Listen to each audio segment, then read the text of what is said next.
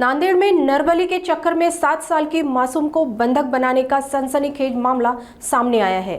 Police ने इस मामले में एक महिला समेत 2 लोगों को गिरफ्तार किया है। ते मालाकोली पोलीस स्टेशन हद्दमध्ये एक मोहिजे परांडा म्हणून गाव आहे, खूप लांब गाव आहे, शेवट एकदम लातूर बॉर्डर जवळ। ते अहमदपूर जाऊन 15 किलोमीटर आतमध्ये जायला लागेल, तुम्हाला ते गाव सापडतील।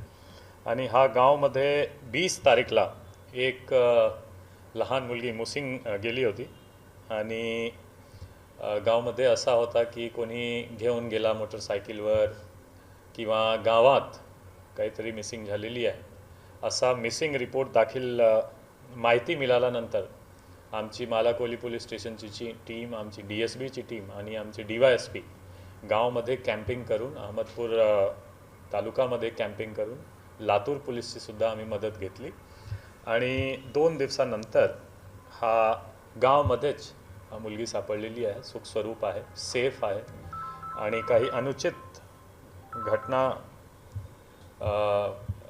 त्याचपूर्वीच आम्ही रेस्क्यू जे मुलगीची जी केलेली आहे आणि त्यामध्ये 3 आरोपी असा त्यांचा सहभाग दिसतो। 3ही आरोपीला आम्ही अटक करून पुढची प्रक्रिया करत आहोत। सर, त्या 3 आरोपींचा नेमका हेतू काय होता? का त्यांनी त्या पोलिसांना केलं होतं किंवा त्याला डावून ठेवलं?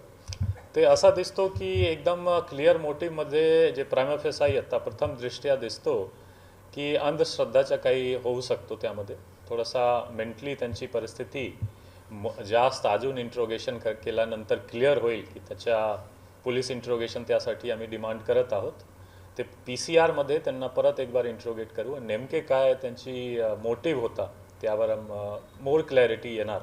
पण आता जे करंटली प्रायमा फेसाई प्रथम दृष्ट्या असा दिसतो की काहीतरी अंधश्रद्धा या कारणामुळे ते किडनॅप केली होती मुलगीला। नरबळीची चर्चा आहे सर, काय किती सत्य आहे? नरबळीच्या मी एकदम सांगू शकणार नाही, त्याबद्दल ठोस पुरावा लागेल की नरबळीची होता प्रमाण, पण अंधश्रद्धासेच काहीतरी इन्व्हॉल्वमेंट दिसतो। त्यांची मनस्थितीमध्ये असा आहे की आमच्या घरावर प्रॉब्लेम चलत आहे, आमच्या असा मुलगी गेली होती त्यांची खूप दिवसा अगोदर, तो त्या एक मनस्थिती दिसतो। पण ते PCR मध्ये जास्त इंट्रोगेशन केल्यानंतर पूर्ण पिक्चर क्लिअर होईल।